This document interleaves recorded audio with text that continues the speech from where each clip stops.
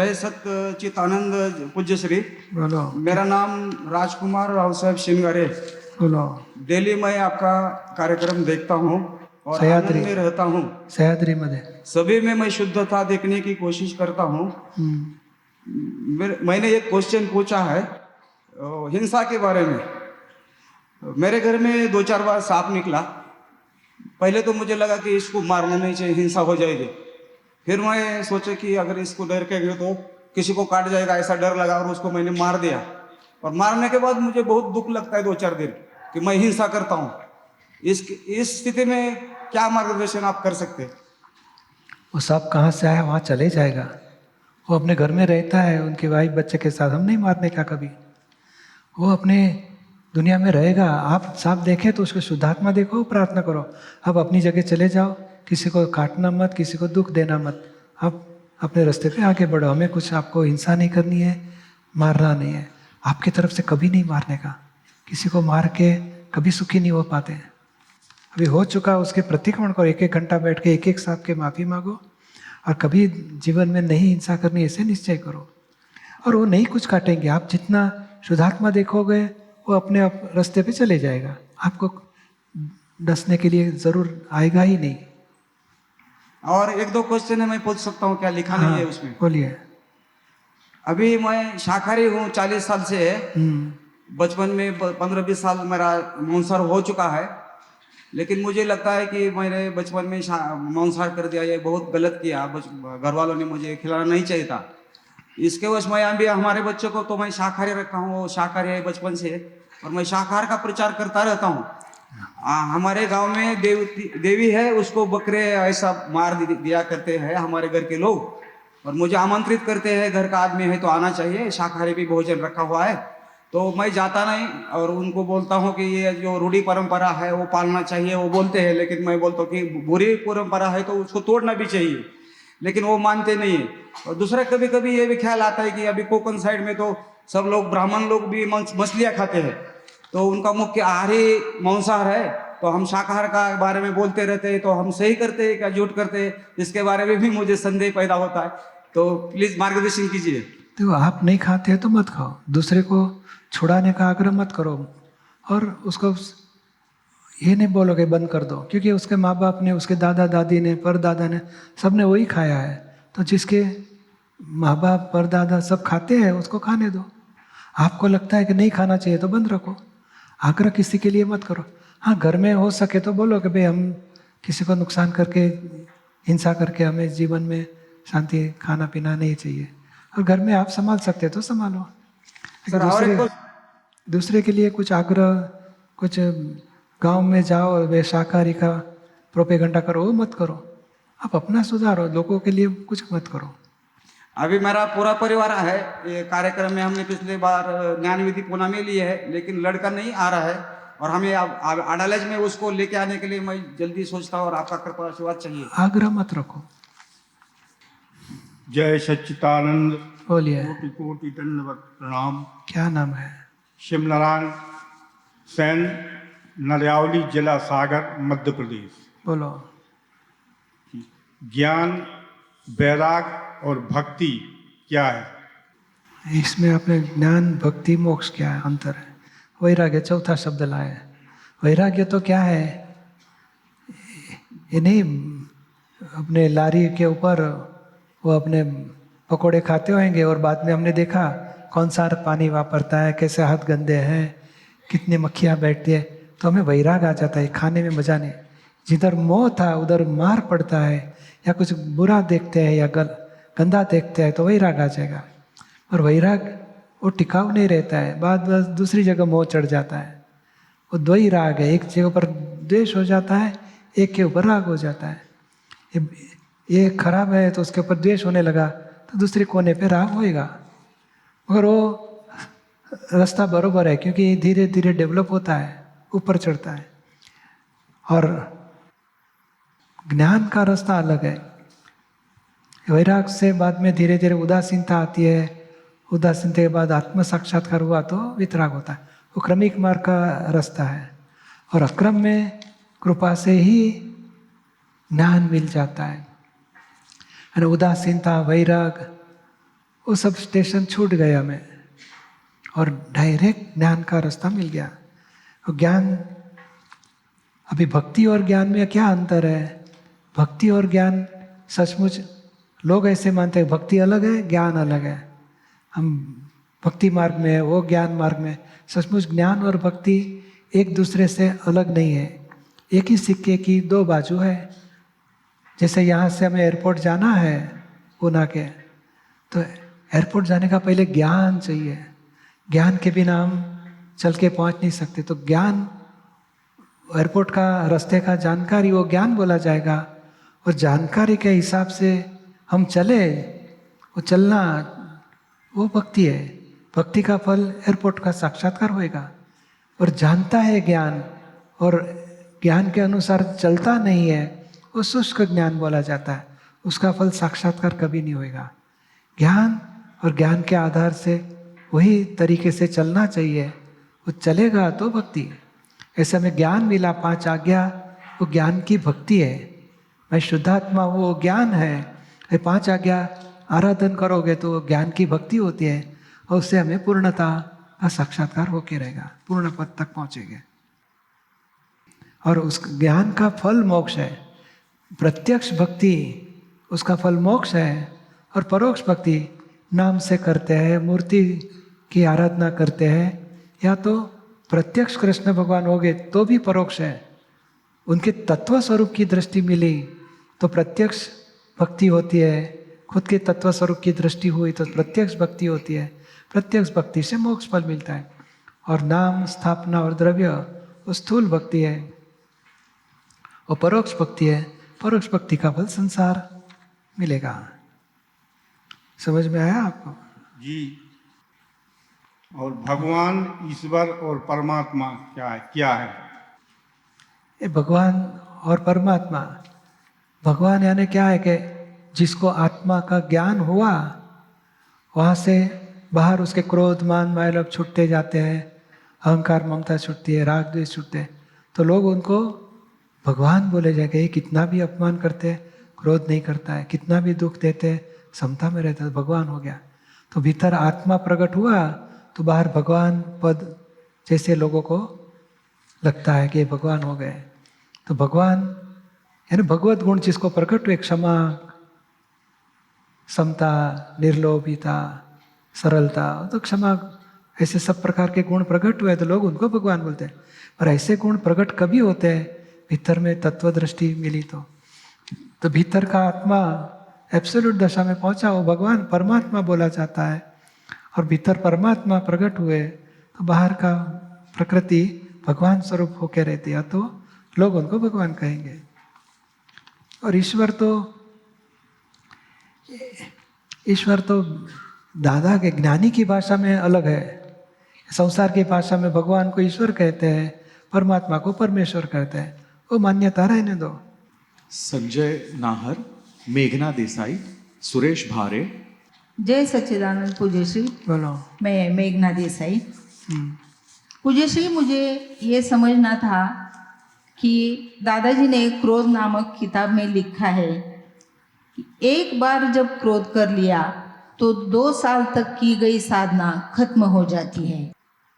तो यहाँ पे हम क्या समझे, क्योंकि ये ज्ञान लेने के बाद क्रोध तो हो ही जाता है, तो क्या हमारा किए हुए सब साधन खत्म होते आए हैं अभी तक?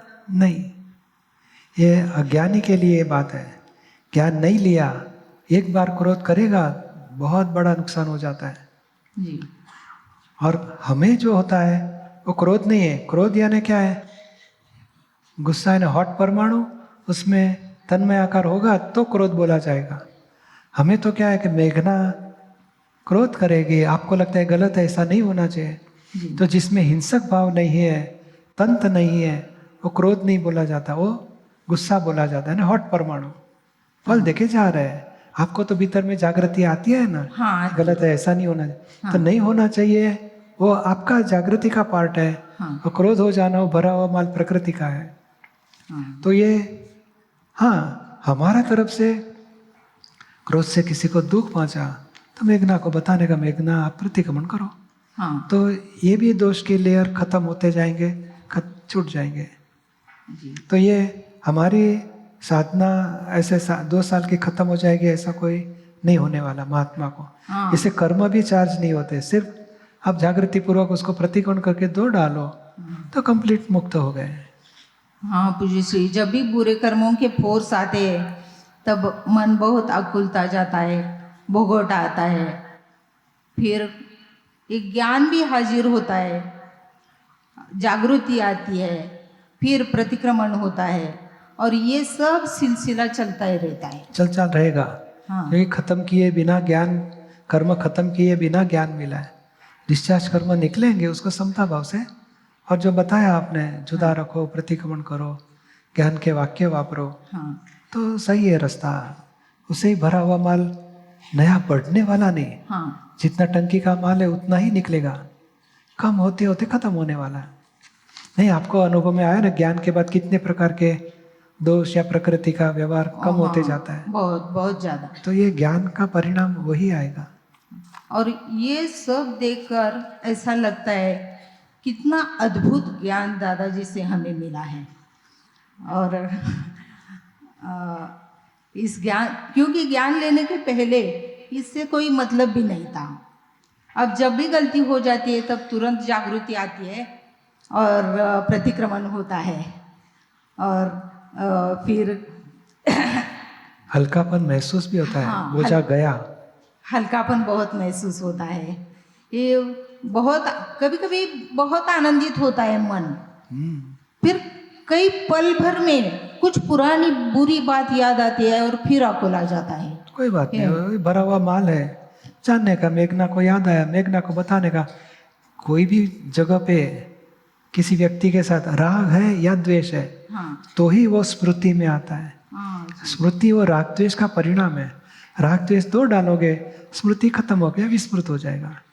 तो याद आया तो अच्छा है, चलो आया, नहीं तो भूल जाते थे हम। तो प्रतिकोण रहने का, जो शुद्ध करने का बाकी रह जाएगा।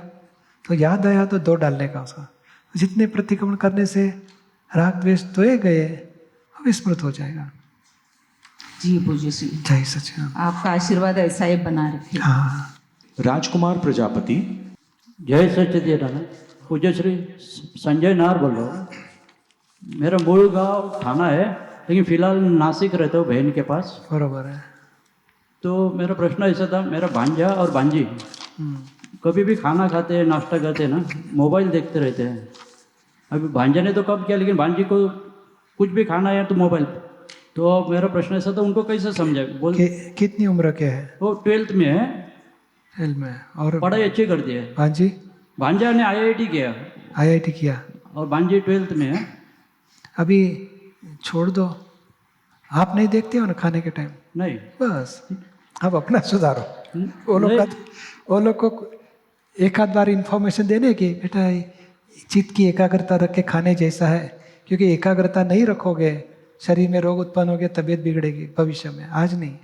तो हो सके तो खाने के टाइम खाने का कोई चिड़िया है या कुत्ता है या गाय है, खाने टाइम दूसरा किधर भी इधर देखते नहीं, एक ही खाने में ही ध्यान रखते हैं। तो देखो कितना स्वास्थ्य उनका अच्छा रहता है। नहीं नहीं, ये मैंने देखा, मेरे को मालूम है। उन्हें एक आध बार मेरा भी आसक्ति है, तो उनको कुछ दुख नहीं हो, उससे तो उसको हार्ट अटैक भी आ सकता है, ये मेरे को मालूम है। तो वो नहीं होने के लिए मैं कभी कभी बोल देता हूँ। एक आध बार बोलने, महीने में एक आध बार बोलने का, ताकि दखल बंद करो। वो अनुभव खुद लेगा, सुधरेगा। बाकी दखल करने जैसा नहीं है। उसकी माँ भी बोलते तू मत बोल, लेकिन हाँ। मेरे को मालूम है कि उसको आगे तकलीफ हो सकती है ना, हाँ, मगर इन्फॉर्मेशन देने की, आग्रह नहीं रखने का। और हमें इन्फॉर्मेशन किसको बोला जाता है? हमें कुछ सलाह सूचन दिया, बाद में हमारा कैमरा उनके ऊपर रहना नहीं चाहिए। मैंने कहा था, अभी तक किया नहीं, उसने सुधरते ही नहीं है, ध्यान ही नहीं रखते, मेरी बात कोई मानता ही नहीं। ये रहा तो आग्रह में चले गए आप। इन्फॉर्मेशन क्या, एक बार बोलने के बाद नहीं, इधर पार्टियाँ रहता है ना, सत्संग हॉल में जाने का रास्ता, त्रिमंदिर जाने का रास्ता, कैंटीन में जाने का रास्ता, सब पार्टियाँ जैसे हो जाने का। किसको कैंटीन जाना जाएगा, मंदिर जाना जाएगा, सत्संग में जाने का जाएगा, और जिसको जो इच्छा है करेगा। हमारे तरफ से सत्संग का बोर्ड जैसा हो जाने का और पार्टियाँ जैसा।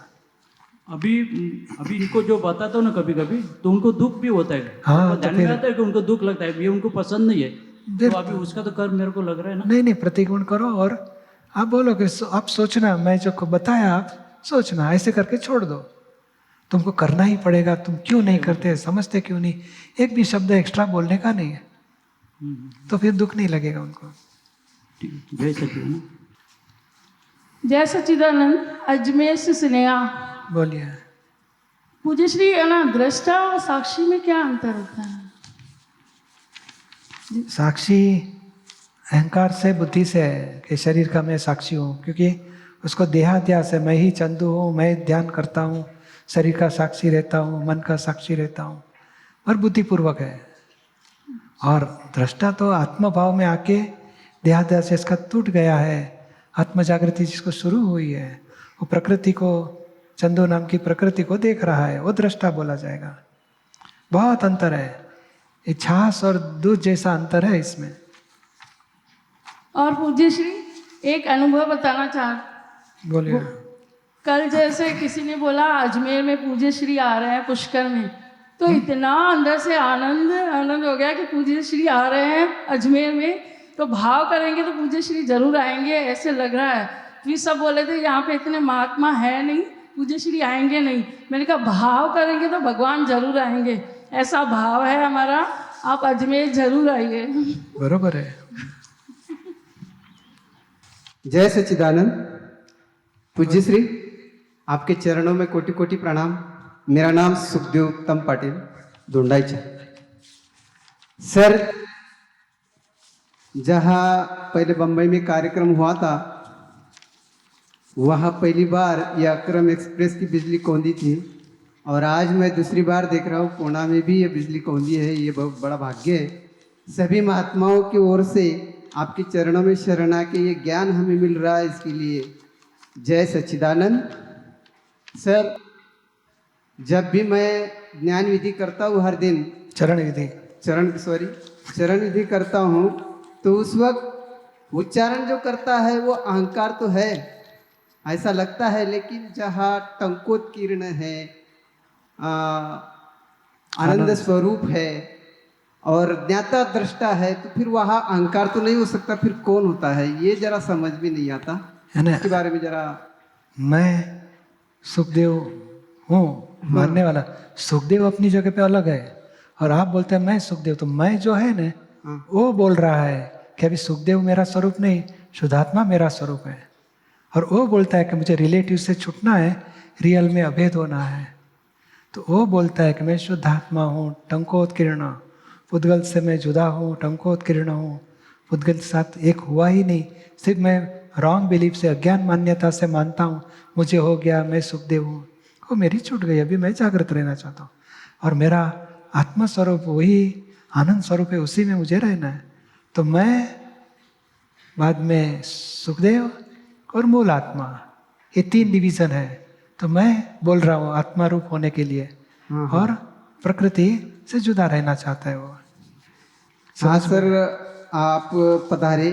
सभी महात्माओं को, महात्मा के चरणों में मैं शरण आके नमन करता हूँ कि उनकी भी आशीर्वाद मिले, आपके भी आशीर्वाद मिले, और इस मार्ग में मैं क्रमण करता रहूँ, यही आशीर्वाद मिलने के लिए मैं 2 शब्द उच्चारण किया। जय सच्चिदानंद। जय सच्चिदानंद। बोलिए। पूज्य श्री को मेरा कोट कोट प्रणाम। क्या नाम है आपका? शिवराज सिंह, जयपुर। बोलिए। पूज्य श्री, मेरा प्रश्न ये है कि माँ बाप जो कर्म करते हैं और दादा भगवान की पूजा पाठ करते हैं, तो उसका फल क्या बच्चों को भी जाता है? सचमुच तो माता पिता, किसी को सर दर्द होता है तो बच्चा गोली खाएगा, तो माता पिता का दर्द मिटेगा कि नहीं मिटेगा? नहीं मिटेगा। नहीं। वो अपना अपना कर्म सब भुगत रहे। हाँ, हमारे घर में आए, हम भक्ति करें, उनको संस्कार दे सकते, भाई ये करने जैसा है, आप आइए, उसका बीज खुद लेके ही आया है। तो हम प्रार्थना जरूर एक दूसरे को हेल्प करेगी, और मैंने जो किया उसका फल, उसको मैंने दान दिया, मेरे बच्चे को मेरा दान का फल मिलेगा, ऐसा नहीं होने वाला। हाँ, बच्चा बोलेगा नहीं पापा ने अच्छा किया, देना ही चाहिए, तो अनुमोदना का फल बच्चे को मिलेगा। और बच्चे मन में थे बहस फैस बाहर बिगाड़ते हैं, घर में शांति से अच्छी तरह पैसा नहीं देते हैं, भाव बिगाड़ा, उसका ही सो कर्म बनेगा बच्चों को। यानी जो भी हो रहा है वो अपना अपना कर्म भुगतते हैं और अपना कर्म बांधते भी है, भुगतते भी है। एक दूसरे का निमित्त नैमित्तिक है, बाकी रिस्पॉन्सिबल नहीं है कि मैंने जो किया उसका फल उसको मिलेगा, उसने किया उसका फल मुझे मिलेगा। ऐसा सचमुच नहीं होता है। प्रार्थना से शांति जरूर एक निमित्त है हमारे, प्रार्थना वन ऑफ द एविडेंस है। जैसे बताया बहन जी ने कैंसर हुआ है, हम प्रार्थना करें उनको समता रहे, शांति रहे, अच्छी दवाई मिले, निरोगी, ऐसी प्रार्थना करने से पॉजिटिव वाइब्रेशन भेजते हैं, उसको शांति रहती है, वो शक्य है। समझ में आया ना? समझ में आया। जय सच्चिदानंद। जय सच्चिदानंद। पूज्य श्री सिमरन दौलतानी पूना। मेरे किसी क्वेश्चन से किसी को भी दुख हो जाए उसके लिए पहले तो क्षमा बोलती हूँ। मेरा क्वेश्चन ये है कि जो फाइलों की एक्सपेक्टेशंस होती हैं मेरे लिए, तो वो पूरी नहीं होती हैं, तो मुझे खुद के लिए सेल्फ गिल्ट होता रहता है कि मैं उनकी एक्सपेक्टेशंस पूरी नहीं कर पा रही हूँ। तो मैं अपने के लिए बहुत अपने को ही बोलती रहती हूँ कि भाई क्यों मैं एक्सपेक्टेशंस पूरी नहीं कर पा रही हूँ। और उसके वजह से भी मुझे फिज़िकली तकलीफ़ होती है। और पूज्य श्री मतलब ये होता है कि प्रतिक्रमण नहीं कर पाती हूँ, उसमें बुद्धि आती है। तो मेरा ये क्वेश्चन है कि अगर नो कल में बहुत बार बोलूँ तो प्रतिक्रमण का फल मिलेगा क्या? नहीं, नौ कल में बोलो ये अलग बात है। और ये एक्सपेक्टेशन जो है उसमें फुलफिल नहीं हो गई तो भाव रखो, क्योंकि संजोगाधीन है, सामने वाले के भी अंतराय रहते हैं, हमारे भी संजोग रहते हैं। कभी एक्सपेक्टेशन पूरी नहीं हो पाई तो प्रतिक्रमण करो कि उनको दुख रहता है एक्सपेक्टेशन पूरी नहीं होने की वजह से, उसके लिए माफ़ी मांगते हैं और सॉल्यूशन भी निकालो कि भाई आपकी एक्सपेक्टेशन है ये तो पूरी हो सकी, मगर ये दो बाकी रह गए, हमारे से अभी नहीं हो पाती, इतने हो सके उतना बाद में पूरा करेंगे। भाव रखो। और उनको दुख हुआ, उनके शुद्धात्मा पास अभिप्राय अपेक्षा पूरी नहीं होने, उसके लिए माफ़ी मांगते हैं, ऐसे प्रतिक्रमण करो। नौ कलमा बोलने से आपके जो नेगेटिव अभिप्राय टूटते जाएंगे और सही ज्ञान की समझ सेट होते जाएंगे, ताकि धीरे धीरे व्यवहार भी भरा हुआ माल में समता रहेगी हमें। मतलब नो कल में करने से प्रतिक्रमण की शक्ति मिलेगी या हाँ, क्या? जरूर फर्क पड़ेगा। नो कलम भावना सुधारे भवो भव, एक किताब है दादाजी की, अच्छी तरह पढ़ लो, समझ लो। जो बुरी वाणी निकल जाती है तो बुरे अभिप्राय के वजह से बुरी वाणी निकलती है, तो बुरे अभिप्राय दो डालोगे तो बुरी वाणी धीरे धीरे छूट जाएगी, खत्म हो जाएगी। तो बुरा अभिप्राय तोड़ने के लिए नौ कल में है, और वो अभिप्राय तोड़ते गए तो आचरण विचारवाणी सुधरे या न भी सुधरे पर जिम्मेदारी से मुक्त हो जाएंगे हम। और पूज्य श्री दूसरी तरफ ये भी रहता है कि जो सामने वाली फाइलें हैं उन्होंने अगर मेरी 1% भी एक्सपेक्टेशन पूरी नहीं करी तो बुद्धि बताती है कि मैं उनकी एक्सपेक्टेशन क्यों पूरी करूं। मतलब दोनों ही रहता है मुझे। मगर एक बात समझ लो, हमारा एक्सपेक्टेशन पूरा नहीं हुआ तो हम ज्ञान में रहने का नहीं, हमारी मौत टूट रहा है, हमारा उपकार है, हमारा कर्म का हिसाब पूरा हुआ, हमारे अंतराय हो गए तो अपेक्षा पूरी नहीं भी होगी, हम तप करेंगे। अपेक्षा पूरी नहीं हुई तो हमारा तप करने से हमारा मोह खत्म होता है, उपकार है उनका, और उनकी इच्छा होगी तो हम जरूर पूरी करनी चाहिए कि नहीं। फाइल का संभाव से निकाल करें, हम हिसाब पूरा करने के लिए जीवन है। यानी हमारे 1% भी एक्सपेक्टेशन नहीं पूरा किया तो 99% पूरा किया तो गुनाह नहीं उनका, वो उपकार नहीं मानते और दोषित दिखते हो। हाँ। ये नहीं करने का, 1% भी नहीं 100% एक्सपेक्टेशन नहीं पूरा किया तो भी तैयारी रखो कि नहीं, मुझे सांस खाना पीना रहना तो कुदरत दे ही रहा है, अच्छा रहता है, तो फिर सब अच्छा रहता और है। अपेक्षा जीरो करते जाओ, नहीं पूरी हुई तो भीतर में तप करो कि अच्छा है, क्योंकि आदमी संजोग अधीन है, कर्मों के अधीन है।